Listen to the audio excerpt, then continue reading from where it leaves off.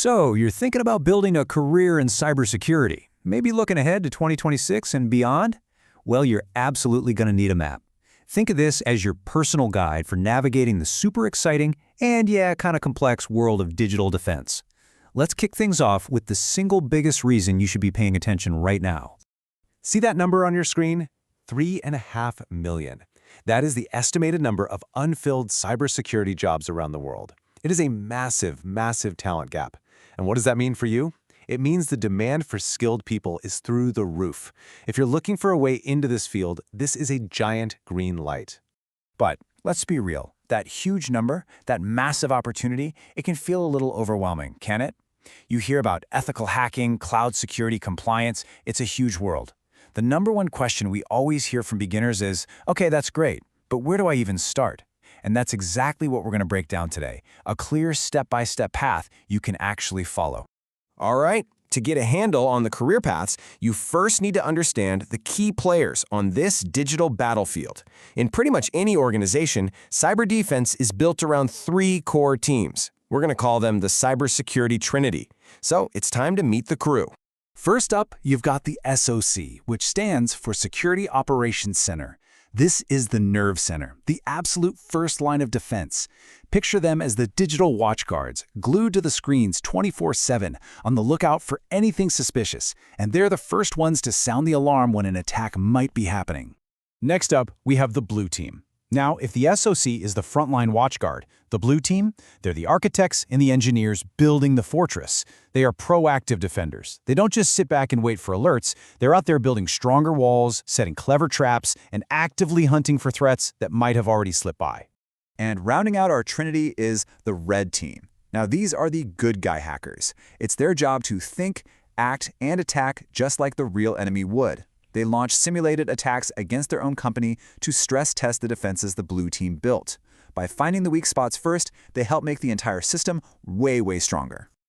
Okay, so we've met the 3 core teams, SOC, blue, and red. The big question now is, where do you fit in? For anyone just starting their journey in 2026, the industry has a pretty clear consensus.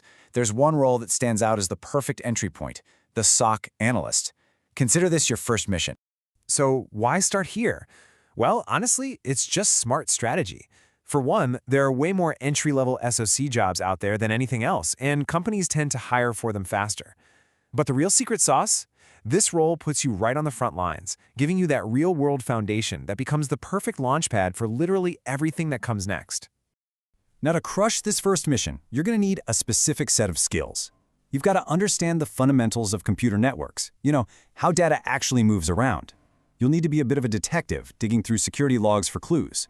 You'll learn tools called CMs, think Splunk or Sentinel, which help you connect the dots between alerts. And of course, you'll need the basics of incident response. What do you do when those alarm bells actually start ringing? But hey, don't just take my word for it.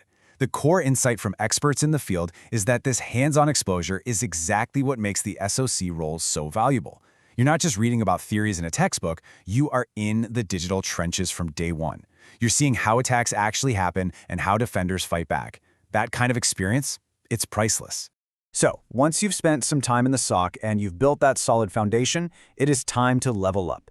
This is where you get to specialize and move into those more advanced blue and red team roles, building directly on the skills and experience you've worked so hard to gain. So, which path is right for you? It really boils down to your mindset. Ask yourself, are you a builder? Someone who loves creating an impenetrable fortress? That's the blue team. Or are you a breaker? Are you driven to find that one clever way inside just to expose its flaws? That's the red team. It is the classic matchup, defense versus offense. And this chart here, it really lays out the logic perfectly. The SOC analyst role, that's your best choice right out of the gate. Very high demand and super entry-level friendly. The blue team is a fantastic next step, but you really need that foundational experience first. And the red team? Look, it's cool, but with its high difficulty, it's really not the best place to start your career. And of course, as your skills grow, so does the paycheck. This chart shows some average starting salaries in India, and you can see a really clear jump as you move up from a SOC analyst to a blue team engineer, and then up again to a red team specialist. This path isn't just about getting cool skills, it's about building a really lucrative and sustainable career for yourself. So, After you've mastered defense, and maybe even specialized in offense, what's next? What's the ultimate goal, the final form? Well, the entire industry is moving toward a hybrid, totally future-proof role, the purple team. See, a purple teamer isn't just on one side or the other. They are a perfect blend of both. They have the offensive, break stuff mindset of the red team, but also the defensive, build it stronger mindset of the blue team. This unique 360-degree perspective lets them create security strategies that are just so much more effective. This hybrid skill set is exactly why purple teaming is considered the future. Professionals who can bridge that gap between breaking things and fixing things are incredibly valuable. They command high salaries and have amazing job security. They literally become unstoppable. So here it is. Let's put it all together. Your complete roadmap. You start with the foundations. Then you land that first job in a SOC to get that absolutely critical hands-on experience. From there, you master defense on the blue team. Then you can specialize in offense on the red team. And the ultimate goal? Blending both to become that purple teamer who understands the full picture. If you take just one thing away from all of this, let it be this right here. The most effective attackers, the best red teamers, are the ones who deeply understand defense. By following this path, defense first, then offense, you build a complete skill set that makes you a truly formidable and highly sought-after expert in this field. And there you have it, the roadmap. A clear, proven path to a successful and really valuable career in cybersecurity. The opportunity is absolutely massive, and now the direction is clear. The only question left is, are you ready to start your journey?